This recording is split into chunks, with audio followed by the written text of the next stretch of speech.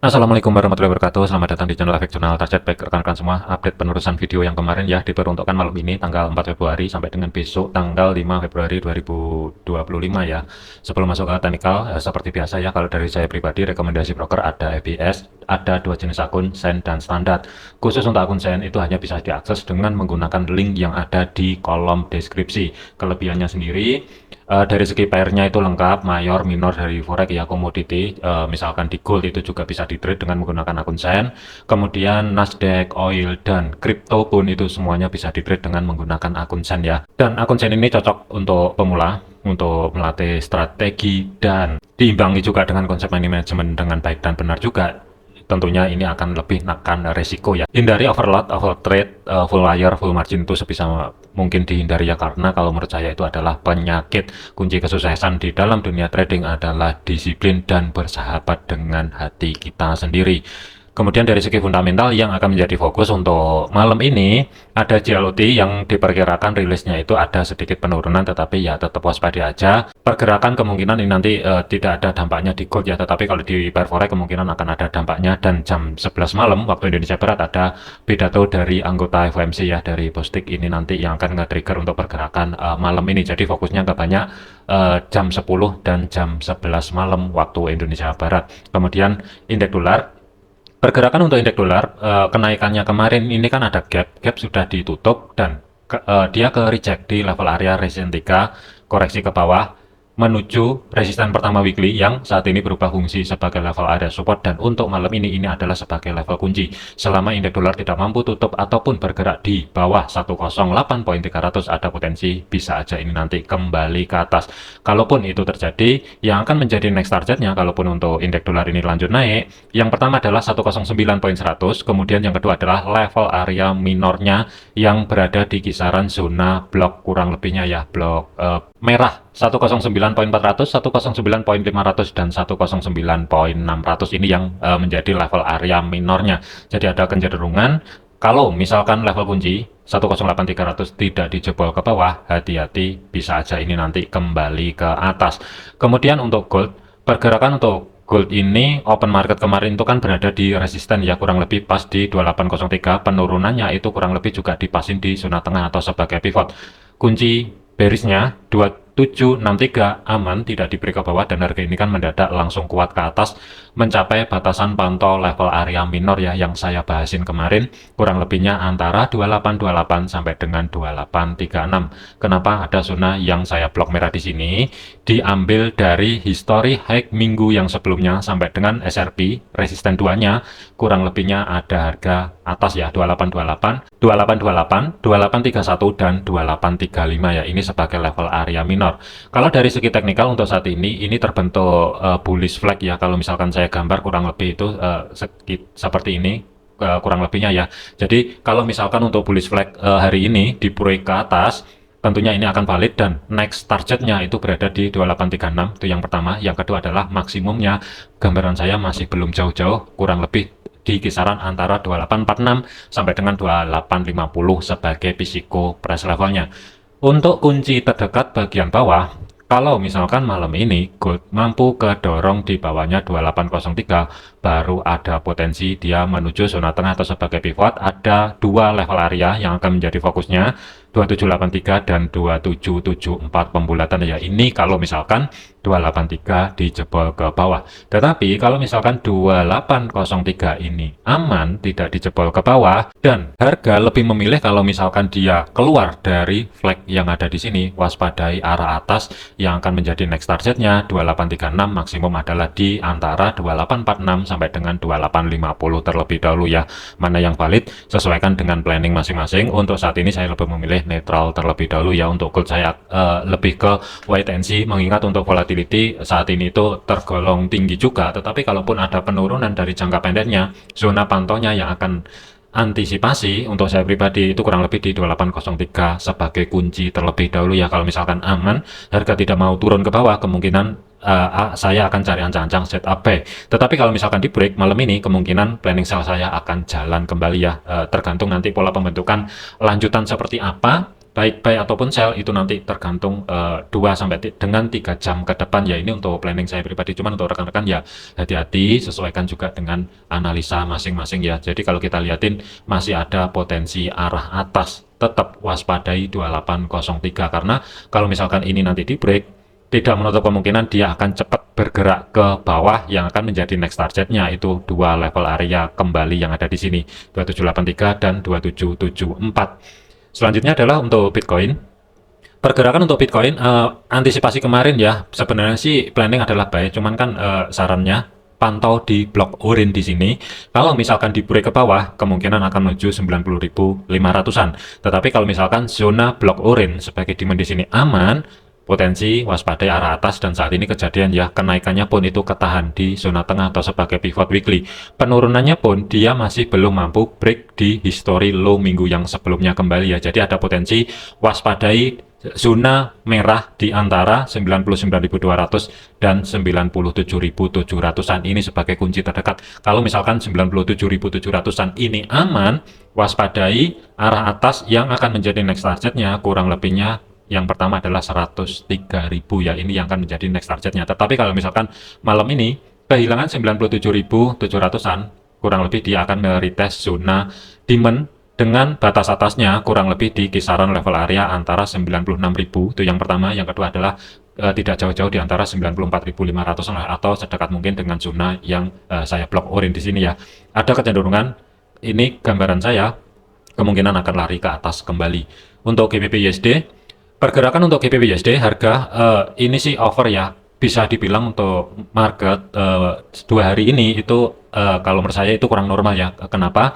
Karena dalam 1 hari satu gap. Yang kedua adalah batasan pantau over weekly ini dicapai dalam waktu kurang dari 1 hari, itu yang pertama. Yang kedua adalah kenaikannya pun sampai level area pivot dari support 3 ini juga cepat banget. Jadi ini sebenarnya volatility-nya sangat besar sekali ya. Terlepas dari hal tersebut, untuk kenaikan kurang lebih pas di zona tengah atau sebagai pivot, dan harga ini kan turun, belum ada konfirmasi tutup di bawahnya history low minggu yang sebelumnya kembali ya.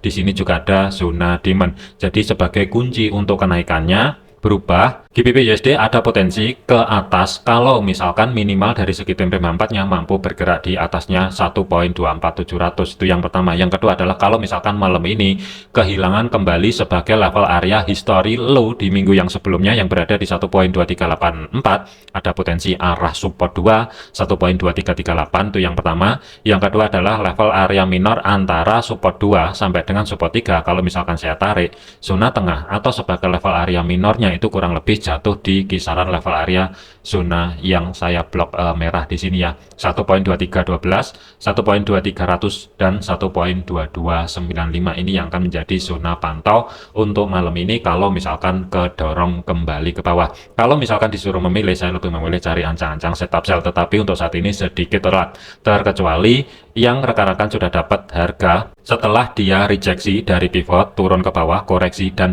kurang lebih ya untuk level area koreksinya tadi itu kan ketahan di batas bawah pivot 1.2436 lah, kurang lebih pas di sini ya. Kalau misalkan dapat harga di situ nggak masalah, tetapi kalau misalkan baru re-entry sell sekarang, yang harus dipertanyakan adalah kalau misalkan dengan jarak untuk stop lossnya 60-an pip sedikit berada di atasnya pivot, pertanyaannya adalah berani atau tidak dengan risiko 60 pip. Dari segi targetnya 1:1, 60 pip juga di support kedua weekly, dan target maksimum adalah di level area minor 1.2300 sebagai psikoprice levelnya, ruang gerak sekitar 95 pip. Tetapi kalau misalkan kurang lebihnya ada kesempatan 2 sampai dengan 3 jam ke depan kedorong sedikit ke atas sebagai level kunci, kalau pivot ini aman tidak di break atas, kalau mau entry sell di sini ini tentunya akan menekan risiko yang lebih minim, kurang lebihnya antara 30 sampai dengan 35 pip. Mana yang valid sesuaikan juga dengan planning masing-masing ya. Jadi gambarannya GBP USD saya lebih memilih cari ancang-ancang setup sell.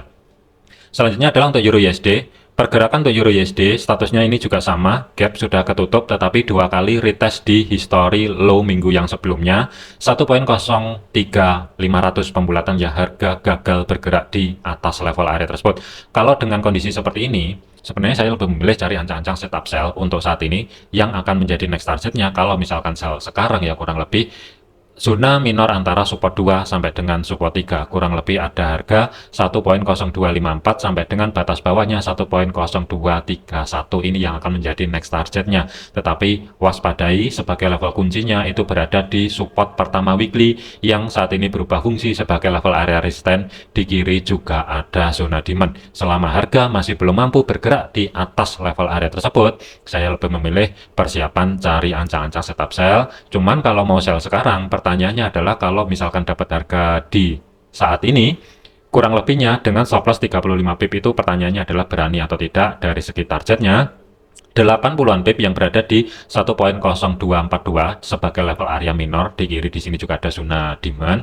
Target maksimum di support 3, ruang gerak sekitar 125 pip kurang lebihnya. Tetapi kalau misalkan harga ini nanti kedorong ke atas dan sebagai level kunci masih tetap tidak mampu di-break ke atas, ada skenario alternatif ya, antara yang di sini stop loss digeser ke atas tapi ini risk rewardnya nggak imbang, atau biarkan stop loss seperti ini, dan kalau misalkan kena stop loss, re-entry kembali sell selama H4-nya masih belum mampu tutup di atasnya 1.0380. Tinggal tunggu konfirmasi pembalikan arah, harga keluar dari zona yang saya blok orange, re-entry sell kembali dengan jarak untuk stop loss 40-an pip kurang lebihnya. Dari segi targetnya, zona minor di sini ruang gerak sekitar 110 pip, TP2 maksimum 150 pip di support 3 weekly. Mana yang valid sesuaikan juga dengan planning masing-masing antara dua referensi yang ada di sini ya. Kemudian untuk AUD USD, pergerakan untuk AUD USD harga ini kenaikannya pun juga gagal mencapai level area pivot. Gap yang di sini sudah memenuhi syarat, sudah ketutup. Kenaikannya untuk hari ini itu ke reject ya di 0.6216. Jadi ini kalau misalkan mau dijadikan ancang-ancang setup sell sekarang sih sebenarnya risikonya lebih kecil. Tetapi dengan kalau misalkan saya ukur ya stop lossnya kurang lebih berada di atasnya 0.62300-an lah kurang lebih di sini, sekitar 26 sampai dengan 30 pip di sini. Ini berani atau tidak gitu aja. Kalau misalkan nunggu atau lebih memilih pending order sell stop di bawahnya history low minggu yang sebelumnya, untuk jarak stop loss ini masih ideal 35 pip kurang lebihnya ya. Mana yang valid sesuaikan juga dengan planning masing-masing. Tetapi dari segi targetnya saya lebih prepare untuk TP terdekat risk to reward 1:1 itu berada di support 2 weekly, mengingat di sini ada zona demand, dan sebagai target maksimum sementara berada di antara level area zona minornya kurang lebih ada harga 0.6135 atau zona yang saya blok merah di sini ya. Ini kurang lebih sebagai target maksimum sampai dengan besok kalau misalkan ada kesempatan harga kedorong ke bawah, ruang gerak sekitar 60 pip. Kemudian untuk USD CAD, pergerakan untuk USD CAD ini harga gap juga sudah ketutup, kenaikannya kemarin juga ke reject ya. Dan posisi harga saat ini itu kan mendekati level area support pertama weekly ya, dan masih belum di retest sebenarnya. Cuman ada dua referensi untuk malam ini di USD CAD. Yang pertama kita bahasin dulu sebagai zona pantaunya ya. Kalau ada penurunan lebih lanjut, gambaran saya sudah tidak jauh-jauh di antara zona yang saya blok biru di sini, antara 1.4376 sampai dengan 1.43300-an kurang lebih. Tetapi kalau misalkan ada kenaikan, ini masih belum ada konfirmasi. Idealnya kalau misalkan cari ancang-ancang setup buy, pantau terlebih dahulu mampu atau tidak malam ini bergerak di atasnya 1.4463. Kalau misalkan mampu, idealnya adalah saya lebih memilih buy stop di sini. Tapi dari segi jarak untuk stop lossnya ruang gerak kelihatannya kecil, tapi ini lumayan lebar, 65 pip, sedikit berada di history low terdekat yang ada di sini ya kurang lebih. Dan sebagai targetnya saya lebih prepare targetin di 80 pip resisten pertama. Target untuk TP2-nya 125 pip di history high minggu yang sebelumnya ya. Ini gambaran yang pertama. Tetapi kalau misalkan ini lebih memilih ke dorong ke bawah terlebih dahulu, sebagai level kuncinya itu berada di antara 1.4333 atau sebagai history low minggu yang sebelumnya. Selama harga belum mampu bergerak di bawah level area tersebut, tinggal tunggu konfirmasi pembalikan arah, planning buy berada di atasnya support pertama weekly. Pertanyaannya adalah dengan jarak untuk stop loss 65 pip berani atau tidak. Dari segi targetnya sama, TP pertama berada di resisten pertama weekly 1.45500-an ya kurang lebih 170 pip. TP maksimum history high di minggu yang sebelumnya ruang gerak sekitar 210-an pip. Kemudian untuk USD Swiss, pergerakan untuk USD Swiss harga ini bermain-main di resisten pertama yang saat ini berupa fungsi sebagai level area support. Penurunannya kalau misalkan itu terjadi dari time frame jangka pendeknya, ringnya pun terbatas ya. Tetap waspadai zona tengah atau sebagai pivot. Tetapi ada low terdekat kurang lebihnya itu berada di kisaran level area 0.9070. Untuk malam ini, selama low garis hitam 0.9070 ini tidak di break ke bawah ya, saya lebih prepare cari ancang-ancang setup buy. Time frame H1 saat ini sudah terjadi bullish engulfing, cuman sih ini sedikit nggak kelihatan ya. Kurang lebihnya antara 1 sampai dengan 3 jam ke depan, pantau terlebih dahulu di antara 0.9089 sampai dengan 0.9070. Harga ini nanti turun ke bawah atau tidak. Kalau misalkan turun ke bawah, saya lebih prepare wait and see terlebih dahulu. Tetapi kalau misalkan dia gagal break di garis hitam yang ada di sini sebagai support terdekatnya 0.9070 ya, sebenarnya saya lebih memilih persiapan cari ancang-ancang setup buy. Untuk saat ini masih belum bisa karena konfirmasi bullish engulfing dari segi time frame H1 saat ini masih belum valid ya, terkecuali kalau misalkan 1 jam ke depan body candlenya yang ini yang masih berjalan saat ini tidak mampu break low kurang lebihnya yang berada di 0.9080. Tentunya sih ini nggak masalah kalau mau dijadikan cari ancang-ancang setup buy. Untuk titik entry-nya tentukan sendiri, tetapi sebagai level kunci terdekat adalah di 0.9070. Selama tidak di break ke bawah, saya lebih prepare menunggu konfirmasi pembalikan arah. Planning adalah cari ancang-ancang setup buy dengan jarak untuk stop loss ruang gerak sekitar 35 pip. Tetapi dari segi targetnya, resisten ke 2 weekly ruang gerak sekitar 70-an pip kurang lebih di sini, dan TP maksimum berada di history high terdekatnya ruang geraknya sekitar 100-an pip ya, yang berada di bawahnya 0.9200. Kalaupun ada penurunan lebih lanjut dan garis hitam yang berada di 0.9070 ini diberi ke bawah, ringnya pun masih terbatas, ada zona tengah atau sebagai pivot, ini kemungkinan bisa aja dicapai, tetapi persentasenya itu untuk saat ini masih minim. Kemudian untuk USD Yen, pergerakan untuk USD Yen ini penurunannya kemarin itu ketahan di level area support pertama weekly. History low di minggu yang sebelumnya yang berada di 153.700 ini aman, tidak di break ke bawah, dan harga ini sudah mulai pelan-pelan ngerambat ke atas ya. Sebenarnya untuk titik entry-nya idealnya adalah ketika ada rejeksi dari support pertama di sini, kemudian ada kenaikan dan koreksi di sini, kurang lebih ya, idealnya antara pivot sampai dengan batas bawah pivot ini idealnya untuk cari ancang-ancang setup buy-nya. Dan dari segi targetnya 156.25. Tetapi kalau misalkan belum ada entry posisi, pertanyaannya kalau mau dikejar sekarang, entry posisi sekarang dengan jarak untuk stop loss ruang gerak sekitar 60-an pip, berada sedikit di bawahnya low yang ada di sini, ini berani atau tidak? Dari segi targetnya ruang gerak sekitar 85 pip ya, kurang lebih sebagai TP pertama. TP kedua saya lebih prepare taruh di resisten kedua weekly sedikit di bawah level area tersebut, ruang gerak sekitar 165 pip. Mana yang valid sesuaikan juga dengan planning dan analisa masing-masing. Hati-hati volatility terkait dengan perang dagang yang saat ini terjadi dan kebijakan daripada Presiden Donald Trump itu juga bolak-balik ada mendadak berubah ya, atau masih tidak tentu. Jadi waspadai volatility besar, bisa aja spike atas bawah dengan cepat seperti yang terjadi di hari Senin kemarin, itu juga bisa terjadi. Jadi waspadai ya, tetap gunakan stop loss, jangan overload, jangan overtrade. Jadikan video ini sebagai referensi, jangan dijadikan sebagai patokan. Segala keputusan risiko menjadi tanggung jawab masing-masing. Terima kasih, sampai jumpa di video yang selanjutnya.